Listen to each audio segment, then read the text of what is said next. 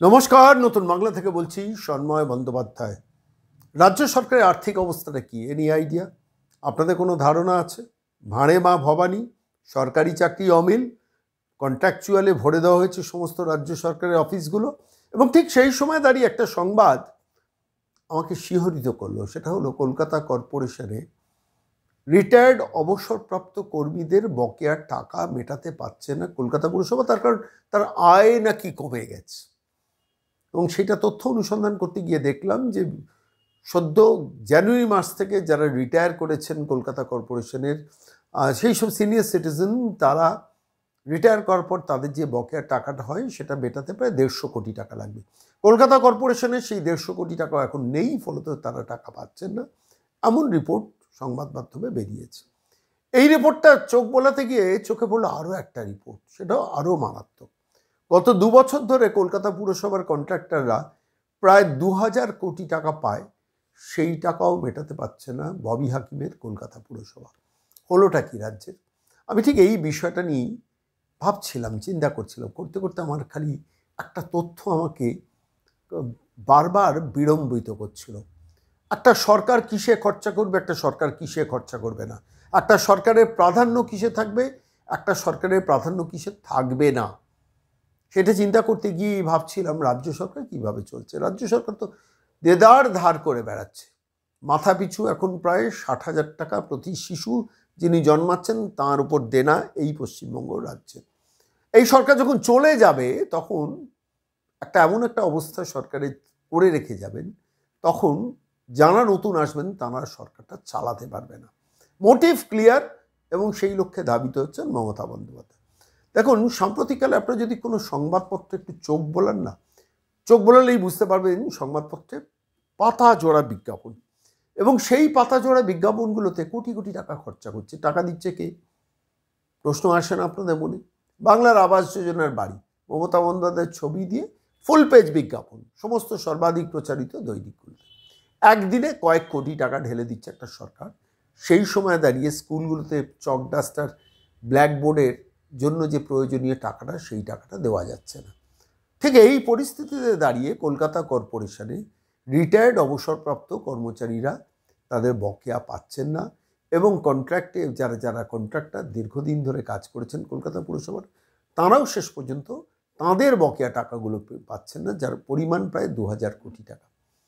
আমার ঠিক এই প্রসঙ্গে মনে পড়ছিল যে সাম্প্রতিককালে আমার হাতে একটা বিলের তথ্য এসে পৌঁছেছিল, যে তথ্য বলছে যে একজন আইনজীবীকে সুপ্রিম কোর্টে একটা বিলের ভিত্তিতে, যার অধীনে 3টে মামলা আছে, কয়েকটা নির্দিষ্ট ডেটে তার অ্যাপিয়ারেন্সের জন্য 1 কোটি টাকা পেমেন্ট করতে হয়েছে।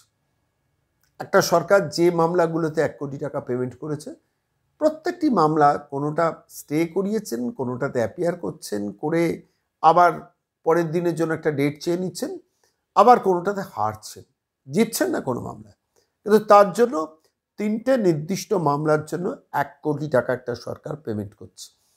সেই তথ্য আমার হাতে আছে। তো যে সরকার একজন আইনজীবীকে, অন্যান্য মামলা ছেড়ে দিন, মানে সুপ্রিম কোর্টের অন্যান্য মামলা ছেড়ে দিন, সুপ্রিম কোর্টের নামি দামি আইনজীবীদের ধরুন আর জি কর মেডিকেল কলেজ হসপিটাল, কত কোটি টাকা খরচা করেছে একটা রাজ্য সরকার ভাবতে পারেন? Any idea? কিংবা ওবিসি মামলা কত কোটি টাকা খরচা করেছেন, কিংবা ধরুন শিক্ষা দুর্নীতি সংক্রান্ত একটার পর একটা মামলা কত কোটি টাকা খরচা করেছেন? Any idea? ডিএ মামলা 7 বছর ধরে পেন্ডিং পেন্ডিং পেন্ডিং পেন্ডিং, কত শো কোটি টাকা খরচা করেছেন ডিএ মামলাতে। সেই প্রসঙ্গ ঘাঁটতে গিয়ে দেখছিলাম এই ডিএ মামলাও তার মধ্যে আছে, যাতে 1 কোটি টাকা পেমেন্ট করছে একটা সরকার। আর যে সরকার মামলা হারার জন্য কোটি টাকা পেমেন্ট করছে, সেই সরকার বৃদ্ধ মানুষ যিনি রিটায়ার করেছেন, মেয়ের বিয়ে দেবেন কিংবা স্ত্রীর অসুস্থতার ওষুধ কিনবেন, সেটা কিনতে পারছেন না, তার কারণ পুরসভা তাকে টাকা দিচ্ছে না। ঠিক এই পরিস্থিতি তৈরি হয়েছে কলকাতা পুরসভায়। যে কলকাতার হয়তো নাগরিক আপনি যারা আমার এই প্রতিবেদন দেখছেন, আমি সরাসরি এই প্রতিবেদনের বিষয় নিয়ে গিয়েছিলাম কলকাতা পুরসভার একজন কাউন্সিলর সজল ঘোষ। সজল ঘোষকেই প্রশ্ন করেছিলাম যে সরকার আইনজীবীদের পেছনে 1 কোটি টাকা একটা বিলে খরচা করেন, সেই সরকার 150 কোটি টাকা তার বকেয়া পেমেন্ট, তার রিটায়ার্ড সারা জীবন ধরে যিনি কলকাতা কর্পোরেশনকে সার্ভিস দিয়ে গেছেন, তাদের পেছনে খরচা করতে পারছেন না কেন? আপনি তো সদস্য, কলকাতা পুরসভার। কি বললেন আমাদের প্রশ্নের উত্তরে সজল, আজকের এই প্রতিবেদনে শুনুন। সজল, সন্ময়দা বলছি। দাদা বলুন। বলছি কলকাতা পুরসভার তুমি স্বনামধন্য একজন কাউন্সিলর, খুব পরিচিত স্বনামধন্য কাউন্সিলর, নয়, হ্যাঁ মানে হ্যাঁ খুবই হ্যাঁ খুবই পরিচিত এবং ডাকাবুকো কাউন্সিলর।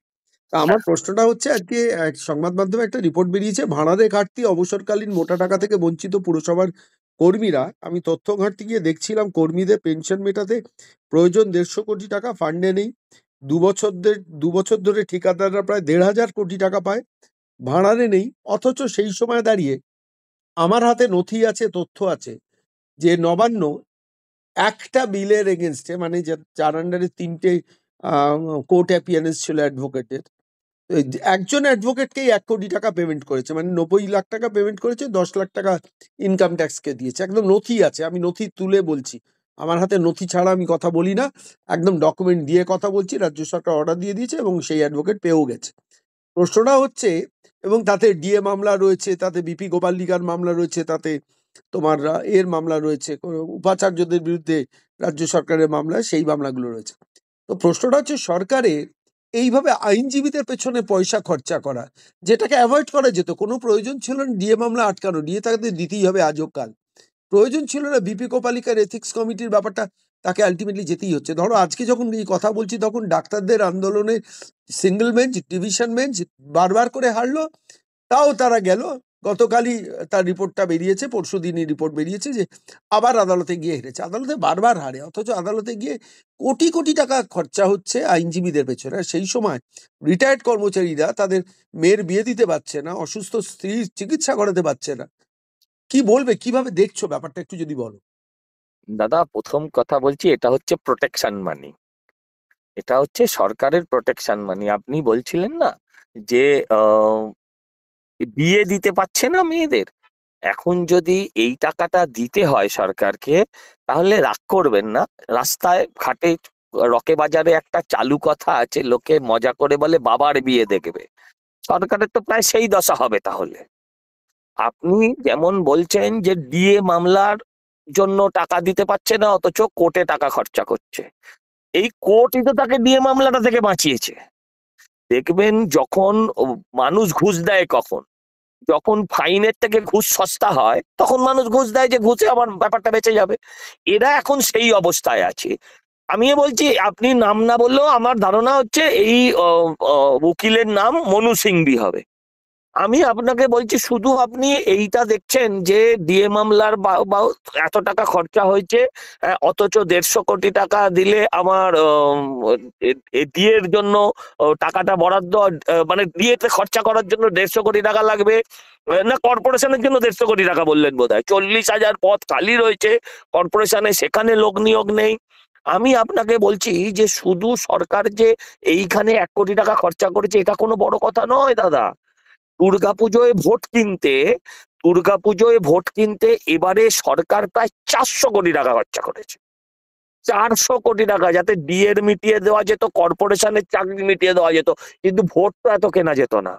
এবারের পুজোয় 400 কোটি টাকা ক্লাবগুলোকে দিয়েছে। এখন সরকার জগন্নাথ দেবের মন্দির বানাচ্ছেন, যে বাবা জগন্নাথ ওনাকে রক্ষা করবেন, সরকারি টাকায়।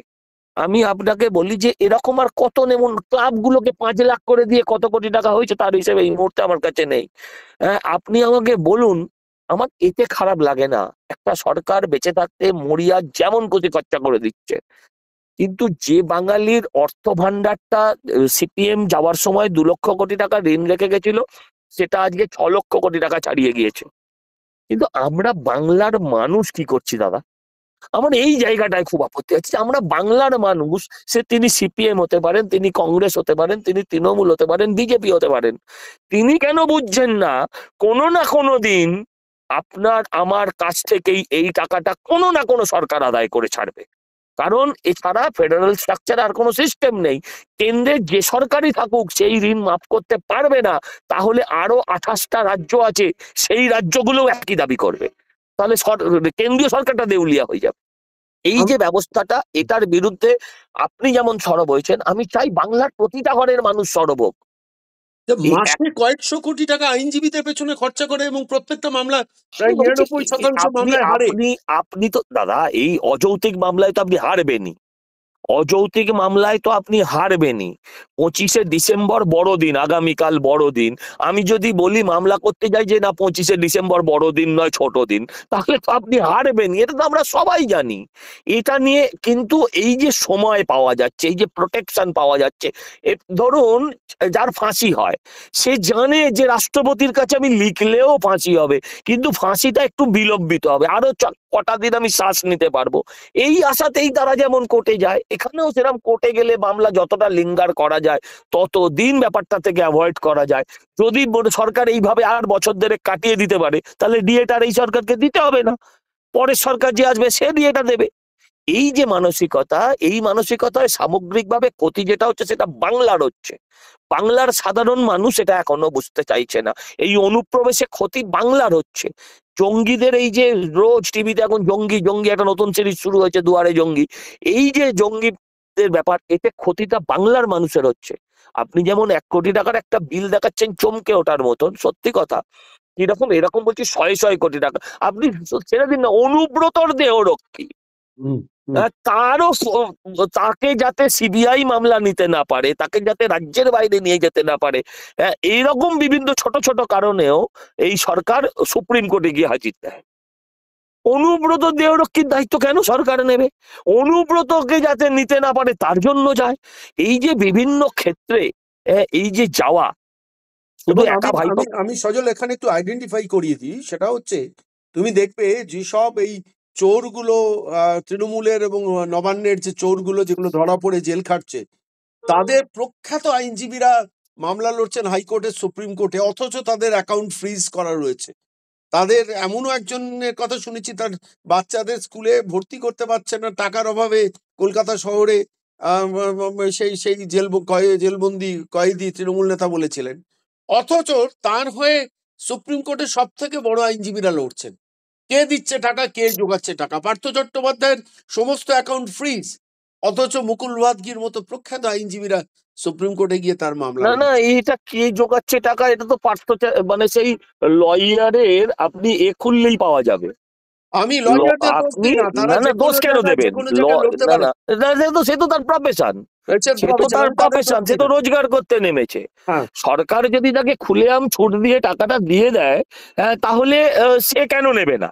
সে তো, মামলা এটা তার হারছে, প্রফেশন, সে তো কোনো অন্যায় করছে মামলা না। বলছি মামলা হারছে, তাও আইনজীবীদের পেছনে খরচা করে সেইখানে সময় মামলাগুলোকে কিনছেন, ডিলে করা, সময় সময় কিনতে হবে, তুমি কিনছেন, যেটা বলছো। সময় কিনছেন আচ্ছা আরো। তুমি বলো তো, সরকারি কর্মচারীরা ডিএ যারা পায়নি, তুমি বলো একটু সজল, সরকারি কর্মচারী যারা রিটায়ার্ড কর্মচারী, বহুদিন বয়স হয়ে গেছে, আজকে বেঁচে আছেন, কাল সকালে বেঁচে নাও থাকতে পারেন, সেই মানুষগুলো কি অপরাধ করেছে তার ডিএ দাদা, আটকানোর জন্য আমি তুমি আমি আপনি কয়েকশো যেমন কোটি টাকা বলছেন, ঢালছো না না, সুপ্রিম কোর্টে। আপনি যেমন বলছেন আমি সেটা মানছি যে তাদের সত্যি কোনো অপরাধ নেই, কিন্তু মানুষ বাঙালি এরকম কৃতদাসেই বা পরিণত হলো কেন? এই সরকারি কর্মচারীরা সকলে মিলে, তারা তো দীর্ঘদিন তাদের একটা অংশ আন্দোলন করছে।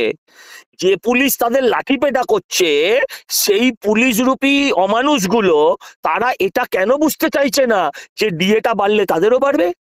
একদম। আমার বক্তব্য হচ্ছে, বাঙালি যদি এতটা আত্মঘাতী হয় আপনি কি করবেন?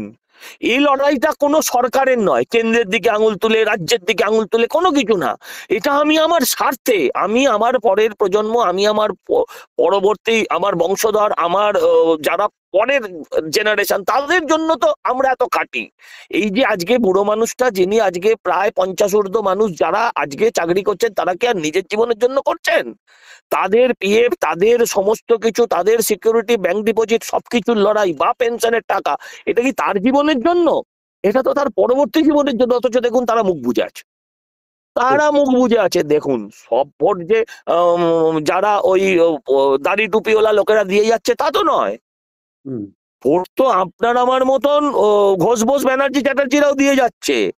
শুধু ধর্মের কারণে যে ভোট পেয়ে মমতা ব্যানার্জি জিতে গেছে তা তো না, হয়তো মার্জিনটা সেটা, কিন্তু বাকিরা তাদের ভোট কেন না না, দিচ্ছে? ঘোষ ব্যানার্জি চ্যাটার্জিদের ছেলে মেয়েগুলো সরকারি চাকরি পাচ্ছে না, আরে সে প্রাথমিকের তো শিক্ষকতার চাকরি দেখুন, পাচ্ছে আমি না, আপনাকে বলছি না না, গান্ধী মূর্তির পাদদেশেও বসে কেউই রয়েছে। পাচ্ছে না, প্রশ্ন হচ্ছে কেউই তাও খান তারা ভোট দিচ্ছে মোহাম্মদের কেন? ছেলেরাও পাচ্ছে না, কিন্তু তারা ধর্মীয় কারণে ভোট দিচ্ছে, আমি মেনে নিলাম। হুম, হুম। কিন্তু আমার বক্তব্য হচ্ছে যাদের ধর্মীয় কারণও নেই এবং যারা ব্যক্তিগতভাবে উপকৃত নয়, বরঞ্চ ব্যক্তিগতভাবে তারা কি বলবো, ব্যক্তিগতভাবে তারা মানে পিছিয়ে পড়ছেন, যারা ব্যক্তিগতভাবে লুজার, তারা কেন সমর্থন করছেন, আমার মানে চুপ সজল, করে আছেন? আমার সজল, তোমার কাছে আমার মানে বাংলার মানুষ বা কলকাতার মানুষের তরফ থেকে একটা আবেদন রইল। একটু একটু খোঁজ নিয়ে দেখো তো যে শুধু কলকাতা কর্পোরেশন আইনজীবীদের ফিজ মেটাতে, লিগাল প্রসেসিং এ কত টাকা খরচা করে। এটা আমার জানার খুব ইচ্ছে। আমি আমি আমি এই জায়গাটা খোঁজ করছি, তার কারণ আমি বলছি কত হাজার কোটি টাকা একটা রাজ্য সরকার গত 14 বছরে শুধু মামলা হারার জন্য আইনজীবীদের পেছনে ইনভেস্ট করেছে, করে সমস্ত প্রসেস গুলোকে ডিলে করেছে। যে যে যে লাইনটা তুমি মুভ করে কথাটা বললে, তুমি একটু খোঁজ নিও তো কলকাতা কর্পোরেশন শুধু আইনজীবীদের পেছনে কত টাকা খরচা করছে। এটা আমি খোঁজ কলকাতার নিয়ে মানুষের বলবো, জানার ইচ্ছে আমি খোঁজ রয়েছে। নিয়ে বলবো, একটু আমি খোঁজ খোঁজ নিয়ে একটু বলবো, একটু খোঁজ নিয়ে আমাকে জানিও।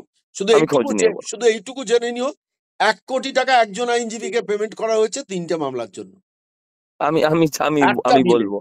হ্যাঁ, এই আমি বলবো। তথ্যটা তুমি জেনে রাখো।